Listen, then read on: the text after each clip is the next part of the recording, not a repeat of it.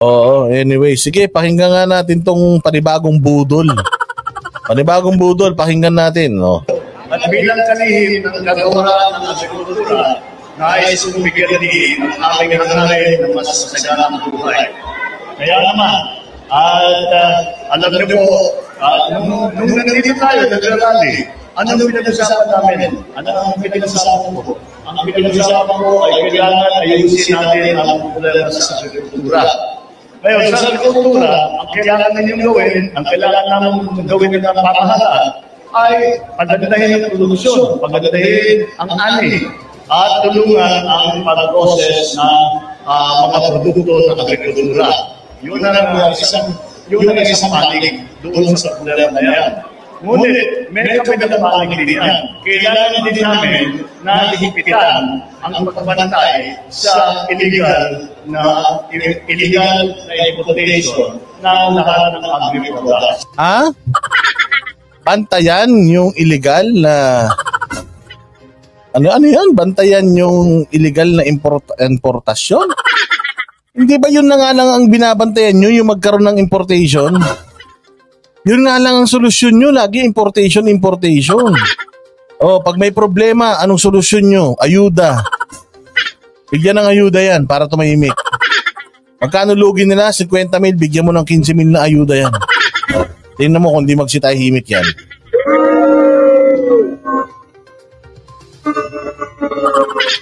Grabe naman to si Sir. Kaya yan ang aming ginawa at binigyan mo ng instruction ng customs at sabi ko sa kanila, ibisiganin ninyo mabuti at hanapin ninyo ang mga illegal importers, ang mga smuggler ng bigas. Bongbong, ba't mo hahanapin? Tinan nyo. Ito lang. Bibigyan ko kayo. Ikaw naman, Bongbong. Hindi ko alam kung hindi mo talaga alam o nagtatanga-tangang ka lang. Meron po tayong pantalan. Meron po tayong pantalan. Meron po, ang pumapasok po ang mga kargamento sa atin sa paliparan, which is airport, at saka sa pantalan, which is yung pier. Saan nyo hahanapin yung mga smuggler? Punyeta din na sa pier. Doon nyo abangan sa pier. Tingnan nyo lahat ng pumapasok ng mga kargamento. Imposible, ang daming bigas niyan. Paano nakalabas yan sa pintuan ninyo? Abangan ninyo. O ano yan? Ano laman yan? Buksan nyo isa-isa. Puta, di ba umabot ng 5 taon yan? Dami ng mga nakapila niya. Buksan nyo isa-isa, tapos tingnan nyo, puta, bigas. Anong nakalagay dito? Nakalagay dito, gaas. Ang ginagawa nyo kasi ganito. Magnanakaw ang isip ng mga tropa pits mo Papasok sa Pilipinas, illegal yung kargamento. Kilala nung mga opisyal sa Bucor kung sinong may-ari niyan, palulusutin. So ngayon, ang kapalit ng mga bigas na yan, isang Ferrari, isang Range Rover, isang Maserati, may nakasingit dyan para kay Hepe. O kung sino man yung contact nila dyan. Yun yung bribe. So makakalabas yan. So kumita na kayo dyan kasi may lagay, tapos meron pang naisabay na kargamento dun. Tapos pag nailabas siya, kilala nyo yan. Alam nyo, illegal yan. Nilagay sa truck, inilabas. Papunta sa warehouse. Saan? Sa Nabota, sa Bulacan, kung saan man parte ng Pilipinas. Tapos, sa katarantaduhan nyo, kunyari hahanapin nyo. Re-raidin nyo, kunyari. Ito, na-raid namin. Itong bigas, itong bigas na to. Pucha, nasan yung may-ari? Wala. Hindi matagpuan. Gawin natin. Itong mga bigas na to. Itong mga bigas na to, ipamigay natin yung kalahati para magmukha tayong may ginawang mabuti. Ay, Diyos mio, ganun yun Ang liit ng pantalan, lahat doon pumapasok, doon lumalabas. Paanong kailangan nyo pang hanapin? Nandoon lang sila. Yung mga pangalan nila nandiyan dyan sa mga manifesto, sa mga dokumento ng mga dumarating na yan. Pocha, lolokohan pa tayo Di nyo mahanap yung nandiyan dyan lang sa tabi nyo. So doble kita nyo. Ang gagawin nyo pa ngayon, yung mga bigas na yan, ibibenta nyo pa yan sa mga rice trader. Pag naibenta nyo sa rice trader, kumita na kayo dun sa pantalan. Pucha, kumita pa kayo dyan sa bigas na yan. Ay, ganito po ang nangyayari. Kaya nagkaganyan. Alam niyo po, yung nagtaasan ang presyo ng bigas tinitignan namin sa nagagaling. Ito, hindi naman nagkulang ang supply. Hindi naman nagpapanik pa yung mga Pilipino. So, bakit aakyat ang presyo? Marcos, ilang buwan na yung nakalipas nung huli mong sinabi yan. Ang buwan na. Hanggang ngayon, iniisip mo pa rin. Hanggang ngayon, inaaral mo pa rin. Kasi pinag-aralan namin yan eh. Wala naman tayong kakulangan sa production. Wala naman nagpapanik buying. Bakit walang bigas? Naisip ko, may sindikato. Pucha, ngayon mo palang naisip mo na yun nung nakaraan eh. Ang problema nga, naisip mo na, hindi mo masimulan kung paano ipakukulong yung mga yan kasi ayun na, bahala sumagot. Nakakita sa amin, ang nangyayari talaga, yung pinatawag na hoarding. Pinatawag nila sa kanila sila bigas. Na namin yan, sinabi mo nga nun, tama yan. Diba? May interview ka nun, sinabi mo na it's just normal. Diba? Yun ang sinabi mo. Alam na namin na may smuggling. Ang tanong, ano nga ang ginagawa nyo? Ang dami na nahuling drug lord, pero yung smuggler, wala pa, buwisit talaga. Pinatago nila, para sa presyo, bago nila bitaw, dapat kita nila yung malaking bala. Sino may-ari ng warehouse, hindi nyo dinidisclose. Pero may-ari niyan, sir, bakit wala kayong isinasa publiko na mga pangalan ng mga tao na nahuhuli nyo kung meron man o baka pinatatakas nyo? Dahil natigil ang mga smuggler, siyempre sumusubo pa rin yan, pero binabantayan ng gusto. Itong batch na ito, Paano mo babantayan eh? Pasyal ka ng pasyal. Bantay na bantay ka dun sa mga coaching kumakarera kung sinong lamang, sinong mabilis, sinong mabagal, sinong nanalo. Bantay na bantay ka dun. Pero sa smuggling, bantay na bantay ka. Bantay na bantay ka, di sana naipakulong mo na si ang nahanap ay 41,000 bags na 25 kilos ng bigas. Ito yung pinanibigay natin ngayon. At sa 41,000 bags yan, ay sabi ko, hindi pa ibigay na natin sa tao. Kunin na natin, kunin na natin ang ibigay natin sa tao. Pucha, napalunok oh. Pucha, dahil ipamimigay yan dun sa mga pumalakpak, tuwan-tuwa sila. Pag naubos na naman yung 25 kilos yun na bigas, aligagana naman kayo. Sa nasa batas, kailangan yung importer ay kailangan patunayan within 15 days na legal yung kanilang in-import. Kaya meron na nadala. Yung importer, kailangan niyang patunayan na legal yung in-import niya for 15 days. Sir, sa 15 days, ubus na yung stock niyan. Tsaka isa pa, wala pong nakakapag-import sa Pilipinas kung hindi po binibigyan ng import permit. So kung ikaw, meron kang in-import at may ipinakita kang import permit at ito yung otorisado ka na ipasok, o halimbawa, bigas, binigyan ka ng import permit. Ibig sabihin, meron akong permiso na magpasok. Halimbawa, ang pwede mo lang ipasok, mga 400 tons. Ganun lang karami yung papapasukin mo, hindi na susobra. Pero sir, lahat po ng mga importers, meron po silang import permit, kaya sila nakakapag-import at ang nagbibigay po nun kayo. Kayo po ang nagbibigay ng import permit sa mga importers.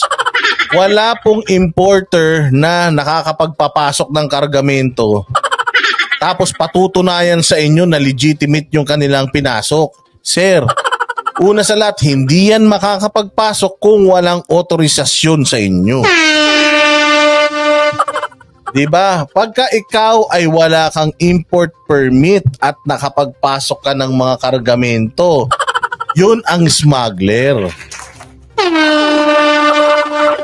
Pero pag sinabi mo na importer ka, pag sinabi mong importer ka, ibig sabihin legit ka, acknowledged ka, pwede kang magpasok ng produkto. According doon sa permit mo. Kung ang permit mo isda, isda. Wala pong importer na walang import permit. Kaya nga nagkakaroon ng kagaguhan dyan sa pag-i-issue ng import permit. Kasi minsan kahit wala namang kapasidad, binibigyan ng import permit. Oo, ganun yun. At sinusuko namin yung bawasan ng 15 days, 7 days. Hindi ka ganun sa mga importer, hawak na lahat ng dokumento. Pag ginamit sa'yo, ibibigay na lahat. So, bakit ako 15 days? Sabi ko, baka anong nangyari ito, mga may sa kanila. Sabi ko, gawin natin na lahat para makakuha ng pamahalaan, makakuha ng Bureau of Customs. Ang Bureau of Customs naman ay ginawang yung nakuha na bigas na ito ay binigay na donasyon sa DSWD. Kaya ang dinaan namin sa pagbigay ay 4 piece. Ginamit natin yung lista na mga paano eh? Mutuwa sa sarili niya para naman siya rockstar. Grabe naman pumalakpak. Lang yan, tindi ng mga palakpak. Boss, baka magsidugo niya mga kamay niyo, kakapalakpak niyo ha. Ang lalakas yung magsipalakpak. Kaya po, ay nabigyan kami ng kakataon. Sabi ko, sige, pamigyan natin, kaya nandito tayo. At pinamigay natin, nakakaili na ba yung mga masin nito, mga pamigyan. At sa ulo, dahil mabigat-bigat ito, kapag nung napatagyan ng kapamigay ng 25 kilos, kapamigay natin ng 25 kilos. Hindi ka lang mag-gym, hindi ka lang mag-exercise.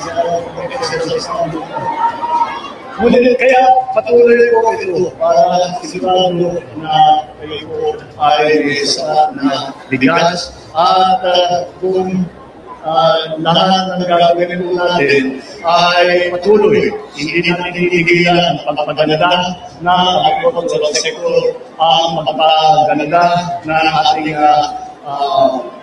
ani, ng cost production, ng ating production levels. Lahat po yan kailangan natin gawin.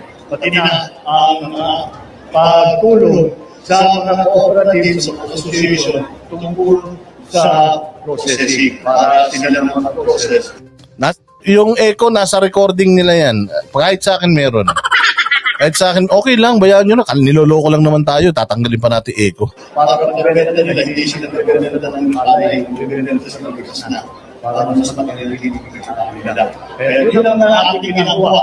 Ngayon, napilitan na tayo ng mga price cap. Dahil naalala ko talaga ako. Ayun kung ako lang, ayaw ko pakialaman ang merkado. Ayaw niyang pakialaman yung merkado pero nangangako siya sa 20 pesos. Ano kung di mangangako ka tapos di mo pakikialaman yung merkado? Gulo-gulo ng isip mo. Ngunit, hindi naman nakakakabot ng merkado dahil kinakalinig ko na ng mga holder at ng mga smuggler. Kaya nalagay tayo ng price cap. Ngayon, sa kapilang panig naman, kailangan din natin tiyakin na ang mga nagdadaman nito sa sasabihin ng food supply, lagi natin production, lagi sinasabi sa mga kasama ko sa day, huwag mo nakalimutan na kailangan naman mayroong magagandang mahanap buhay ang ating mga magsasaka. Kaya ang ginawa namin ay tinaas namin ang buying price ng NFA sa wet and dry palay. Ngayon, 16 to 19 na ang nalagyan naman pinibili para sa wet at 19 to 23 para sa dry. Ayun o, 19 to 23. Ha? Hindi mo na-realize yun? 19 to 23 yung ni-raise yung sinet mo na price. Tapos ang bigas na pinapangarap mo, 20 pesos per kilo.